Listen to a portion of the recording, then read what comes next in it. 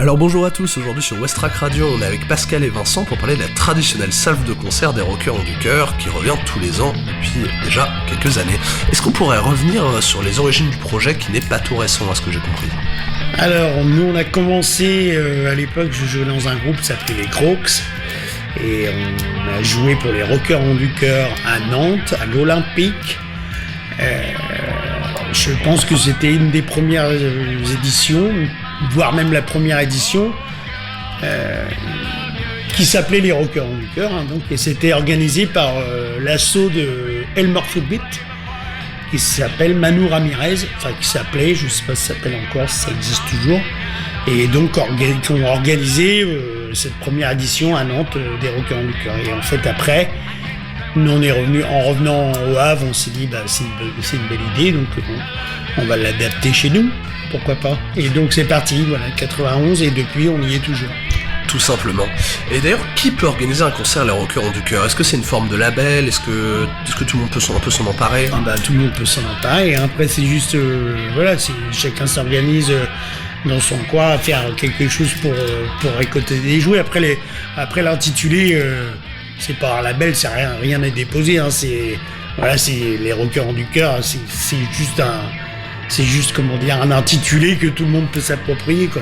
Et d'ailleurs, c'est quoi les associations avec lesquelles vous êtes en partenariat justement pour redistribuer les cadeaux?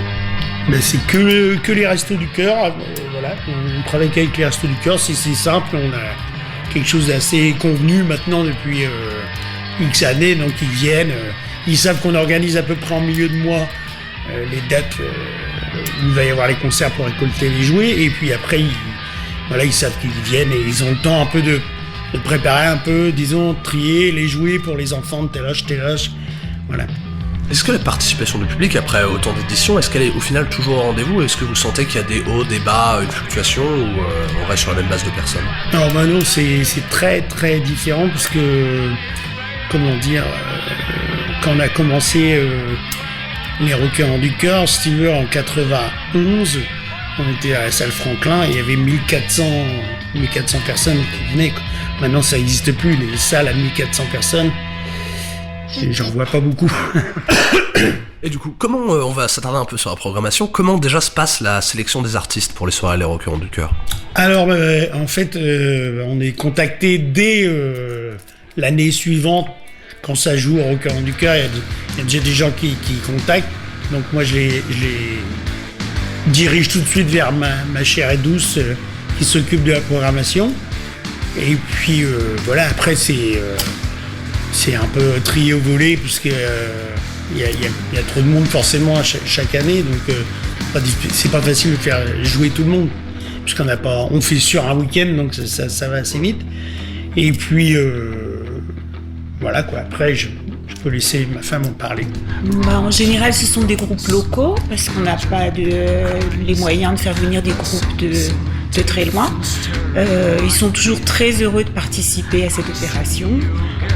On essaye de faire jouer des nouveaux groupes chaque année, parce que sinon on a des réflexions, oui, mais alors pourquoi eux ils ont joué plusieurs fois et puis pas nous, et puis il y a toujours des petites histoires comme ça.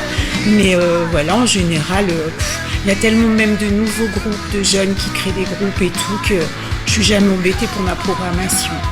Les gens sont toujours contents de venir jouer au Rockers ont du cœur. En tout cas, c'est pas difficile de motiver des musiciens à venir gratuitement. Oh là là, non, pas du tout, c'est eux qui se proposent en général. Bon, je demande aussi, évidemment, les City Kids cette année, ça me tenait à cœur qu'ils viennent jouer. L'année dernière, ils n'ont pas pu. Et puis ça me tenait à cœur, comme ils se sont reformés il n'y a pas très longtemps, ça me tenait vraiment à cœur qu'ils viennent. Et je suis très heureuse qu'ils soient à l'affiche cette année. Et bien sûr, chaque année, Vincent joue, parce que c'est lui qui a l'initiative du projet, donc je tiens à ce qu'il joue tous les ans. Voilà. Parfait. Peux-tu du coup dérouler cette programmation et nous dire les groupes qui seront présents pendant ce week-end? Oui, alors donc le vendredi 13 décembre, ça sera Mamie Blue à 20h30, il y a Ugly Pants et La Faucheuse, ce sont des groupes plutôt punk rock. Le samedi 14 décembre à Mamie Blue encore, à 20h30, il y aura Untitled et City Kids, donc c'est très rock'n'roll. Le samedi 14 décembre également, il y aura des concerts au SEM, en partenariat avec le SEM, au SEM Sonic là-haut. Je ne connais pas leur programmation. Et le dimanche à Mamie Blue à 18h, parce que le dimanche on fait toujours un peu plus tôt pour que les familles puissent venir, il y aura donc KMGB, Vincent L and Family et Whistling Tumbleweed. Voilà, c'est plutôt de la country, hein, Vincent, c'est Ouais. ça. Voilà, plutôt de la country. Et puis il faut également dire que le 12 décembre, il y aura un concert organisé à Pierre-Janet.